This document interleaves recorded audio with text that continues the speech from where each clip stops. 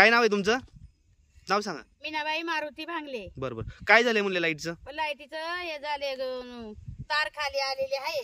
तार खाली आले तर ग्राम भाऊसाहेब आणि सरपंच पोलीस पाटील हे येऊन हेरून गेल्यानंतर त्यांनी काय म्हणलं 2 का 4 दिवस झाला आम्ही दखल घेऊ. त्यांची दखल झाली का नाही झाली हे काय आम्ही ऐकलेले नाही. पण आता 2-3 दिवस झालं एक बैल चिटकला असता. बैल चिटकून एक पोर बॉल खेळत होता. त्या बॉल सुद्धा त्या लाकडाला काय पोर चिटकला असता. बॉल गेला निघून. मग याची जबाबदारी कोण घेणार? कधी वायर कधी खाली आली? ही वायर मग आता याच्यामध्ये 8-9 महिने झाला आले. तसा यांनी सांग सुटलोय. वायरमॅनाला फोन करीतोय काय सगळ्यांना फोन करतोय पण ही काही दखल घेती नाही. मग यांनी उद्या आम्हाला ही लाईट नसली तरी चालेल, आम्हाला लाईट नकोय ही म्हणावं काढून घ्या. नाही तर मग कोणीतरी ही वाडी जर चिटकली तर ही 5-6 घरात ही अख्खी घराच चिटकणार आहेत. अख्खी घराच मरणार आहेत. एक अर्धा मरणार नाही. मग याची जबाबदारी जर तुम्हाला घेता आली तर घ्या, नाही तर मरू द्या. आता त्याला काही इलाज नाही. आता हे जे लाकूड लावले कधी लावले मावशी? हे लाकूड लावलंय काय ग आता 15 दिवस झालं. ते बैल चिटकल्यामुळं तो काय ग लाकूड लावलंय. ही वायर पण हाताला लागते ना? हा हाताला लागते. ओके. ग्रामसेवक भाऊसाहेबांना हात पोचावला होता. काय ग सरपंच काय ग पोलीस पाटील असं हात वर करीत होतं. मग नाही हाताला लागत आहे आम्ही याची दखल घेऊ. 2 किंवा 4 दिवस झालं तर अजून त्यांना 2 दिवस झाला नाही 4 दिवस झालेले नाही. ओके. महिना उलटून गेला तरी काय त्याची दखल ती काय घेती नाही. आता ही लाईट कुठून आलेली आहे? आता ही लाईट आलेली आहे दवळेवाडीवरून आली ना? ओके. तिकडनं पण मला वाटतं खराब झाले सगळे पोल वगैरे ना? खराब झालेली आहे. ती डीपी पण खराब झालेली आहे. त्या डीपी मध्ये जाळ होतोय. ती डीपी मध्ये काय ग हे होत आहे. 8-8 4 दिवस काय ग लाईट इकडे येत नसते. आणि बिल मात्र भरपूर घेतात. आम्ही बिल नुसतं हाकना नाक बिल भरायचा. कोणी 1000 भरताय, कोण 2000 भरताय आणि लाईटीचा तपास नाही. आता डीपी खराब झाले म्हणजे लाईट येताना कशातून येणार आहे ना? हा. आता हे जे वायरी वगैरे खाली आल्यात वगैरे हे तुम्ही कोणाला सांगितलं होतं? आम्ही ग्रामसेवक भाऊसाहेबांना सांगितलं, पोलीस पाटलाला सांगितलं, सरपंचाला सांगितलं. त्यांनी येऊन स्वतः पाहून गेलं. ते ताराला काय हात टेकून गेलं. त्यांचं हात टेकलं का नाही त्यांना विचारा. हा. आता काय व्हायला पाहिजे मावशी? मग आता काय व्हायला पाहिजे? आता हे दुरुस्त व्हायला पाहिजे. नाही तर मग त्यांच्या काय म्हणा ते आता वायरमॅनला फोन करतोय तर वायरमॅन दखल घेत नाही. आता आमच्या घराला वायर टेकले, ते याला वायर टेकले. मग आता त्यांच्या काय म्हणा ते सरकाराच्या मारितोय का जगीतोय आता काय माहिती. आता हे पार खाली झाले नाही वायर वाटतं? हा ही वायर पार खाली टेकले बोईला. त्याच्यात जनावर त्याच्या खालून जात्या. जनावर नशीब जनावर काय वाचला. हा नाही फार अवघड आहे. खांबळा आहे आमच्या घराच्या शेजारी. आता तो खांबळा वाकलाय. वायरी डोक्याला लागते. आम्ही तर राहत नाही इथं. पण आम्ही कधी 4 दिवस महिन्याना 2 महिन्यानं येतो. ही वायर आता म्हणतात 8-9 महिने झाले ती वायर खाली आली. पण फार धोकादायक आहे ना? मुलं वगैरे खेळतायत वगैरे. आता पोरं कशी बोल खेळणार, जनावर येणार, आपण पण त्या वायरी खालून येणार. आपल्याला कळणार आहे की आपल्याला शॉक लागतो का नाही. गाड्या येणार. नवीन माणूस जर गाडीवरती आला डोक्याला लागेल. त्याला माहित पण नाही हे होणार म्हणून. आमचं म्हणणं एवढंच आहे का ही लाईन आमची, हे लाईन सगळी जीर्ण होऊन गेलेली आहे पूर्ण. जवळजवळ गेले 30-40 वर्ष झाले लाईनीला. अजूनपर्यंत कोणी लक्ष दिलेलं नाही. का पडले का आहे व्यवस्थित. लाईटीचा तपास नसतो 8-8 दिवस. ही वायर खाली आलेली आहे बघा. ही खाली हाताला लागते. एखादा चिटाकला काय त्या दिवशीच बैल चिटाकला. तर आम्हाला ही लाईन दुरुस्त करून नाही तर काढून तरी टाकायला पाहिजे होती. आता पूर्ण आम्ही ग्रामपंचायत मध्ये कळवलं. सगळ्यांनी त्याचा फोटो बिटो काढून पुढे पाठवलेले, अधिकाऱ्यांना कळवलेले. पण कोणीही लक्ष टाकत नाहीत लाईटवाले. त्या दिवशी मला वाटतं साहेबांनी फोन केला. वायरमॅन म्हणले मी आलो लगेच. आता 8 दिवस व्हायला आले. वायरमॅनचा तपास नाही. चेअरमन कोण चेअरमन सकाराम गबाले. ओके. गबाले त्यांनी पण फोन केला होता ना? स्वतः फोन केला त्यांनी खालीच. ओके. मी ग्रामपंचायत मध्ये पूर्ण पत्र व्यवहार करून त्यांनी पूर्ण पाठवलेले, त्याचे फोटो पण पाठवलेले. तरी पण MSEB वाले काही काळजी करत नाहीत, काळजी घेत नाही त्याची.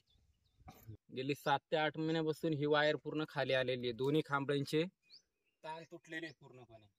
हो. आणि ही अक्षरशः डवळेवाडीपासून जीडीपीतून लाईट आलेली आहे. तर हे सगळे रस्त्याला खांबळे जे आहेत ते सगळे ताण तुटलेले आहेत. आम्ही स्वतः जाऊन वर कासऱ्याने वायरी बांधलेले आहेत पूर्णपणे.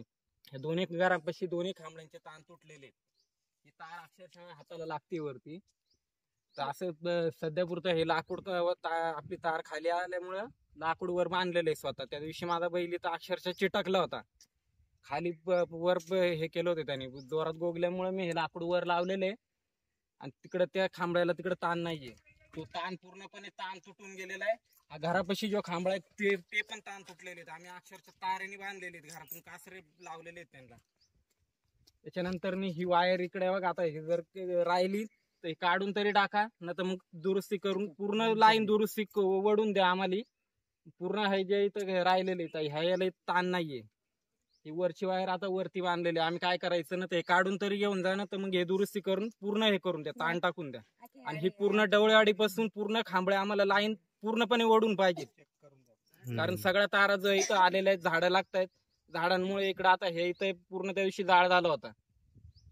त्याच्यानंतर इकडे खाली इथं 4-5 घरांची वस्ती आहे. तर त्या लोकांनी इथं MSB वाल्यांना इथं सगळ्यांना अर्ज केलेले आहेत त्यांनी.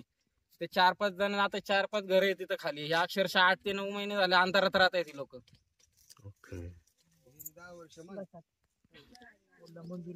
आता हे तुम्ही स्वतः वरती केले काय? हा, हे मी स्वतः हाताने वरती केलेलं आहे. ही तर अक्षरशः माझ्या त्या दिवशी बैल इथं चिटकलेला होता. तो खाली त्याचं मी तिकडून हे करत होतो तेव्हा मी इथं आलो तेव्हा हे हाताने लाकूड वर केलेले. तिकडं काय ताण नाहीये, काय नाहीये. हे काय करायचं आम्ही घरातून कासरे दोरीने सगळे अख्खी लाईन बांधत गेलेलो आहे आम्ही.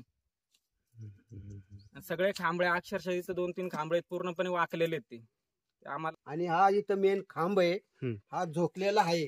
या खांबाचा ताण तुटलेला आहे. या बाजूला एक घर आहे, त्या बाजूला एक घर आहे, खालच्या बाजूला एक घर आहे. तिन्ही घरांचं पडलं तर ही अख्खी वाडी जळून जाईल, राहणार नाही. आता हे जे इकडे केले हे काय केले इकडे? या झाडाला हा ताण बांधलेला, हा तुटलेले झाडाला बांधले का ते?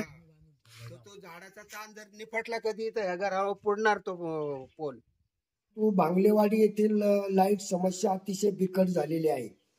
दिनांक 15/1/25 रोजी आम्ही ज्यावेळेस गाव शिवार भेट केली त्यावेळेस तिथली परिस्थिती माझ्या लक्षात आली आणि त्याचं निवेदन सुद्धा 20/1/25 रोजी कनिष्ठ अभियंता डिंबे यांना दिलेला आहे. त्याचा फोटो सुद्धा सोबत आहे की ती तार अशी खाचरामध्ये आलेली आहे की तेथे हाताला लागण्या इतपत ती वायर खाली आलेली आहे. त्यामुळं तिथे केव्हाही अपघात होऊ शकतो अशी तिथली ग्रामस्थ लोकांनी सांगितले. हे निवेदन तुम्ही दिलंय कधी? हे निवेदन दाखवा. हे निवेदन सुद्धा दिले, आम्ही निवेदन दिले, पोस्ट सुद्धा त्याचे आहे. ओके. आणि यापूर्वी सुद्धा आसनेच्या वाड्या वस्त्यांचे इतर फोटो सुद्धा आम्ही जे आसने गावामधील इतर वाड्यांचे धोकादायक पोल झालेले आहेत ते वाडी वाईज कलर फोटो, उदाहरणार्थ हे मेनुंबर वाडी आहे, परत इकडं कोंबेवाडी आहे, इकडं जांभळेवाडी आहे, हे जांभळेवाडी आहे, हे नंतर इकडं शेंद्रेवाडी आहे, शेंद्रेवाडी आहे, इथं हे गवारवाडी आहे. हे असे जे धोकादायक पोल झालेले आहेत आसने गावामध्ये त्याचे वाडी वाईज आकडेनिशी माहिती मी गेले 2 वर्ष संबंधित खात्याकडे दिलेले आहे. पण अजूनही त्याच्यावर ते खांब काढण्याबाबत किंवा नवीन बसवण्याबाबत अजूनही खात्याकडून काही हालचाल झाल्याचं दिसून येत नाही. आणि आमच्याकडे आता मी एक मागणी केलेली आहे की बाबा आमच्याकडे कायमस्वरूपी एक पोरगा जर दिला त्याचं मानधन आम्ही देऊ, पण लाईटच्या कामासाठी एक जर माणसाची नेमणूक करण्यास मान्यता दिली तर ते काम आमचं पेंडिंग राहिलेलं आहे. तर विद्युत खात्याच्या अधिकाऱ्यांना विनंती आहे की या धोकादायक खांबाबाबत लक्ष द्यावं. विशेषतः भांगलेवाडी येथील आता मी दाखवल्याप्रमाणे तार ही अतिशय लोंबलेली आहे खाली, त्यामुळे तिथे अपघात होण्याची दाट शक्यता निर्माण झालेली आहे. तुम्ही आता इतक्या वर्षापासून त्यांना पत्रव्यवहार करताय, त्यानंतर तुमच्या कुठल्याही पत्राला ते प्रतिसाद देत नाही असं काहीतरी समजतंय. 2023 पासून तुम्ही आम्हाला पत्र दाखवले आता ते, तेव्हापासून तुम्ही त्यांना म्हणजे कळवताय सगळं की पोल धोकादायक आहेत वगैरे, कुठलं उत्तर नाही तुम्हाला?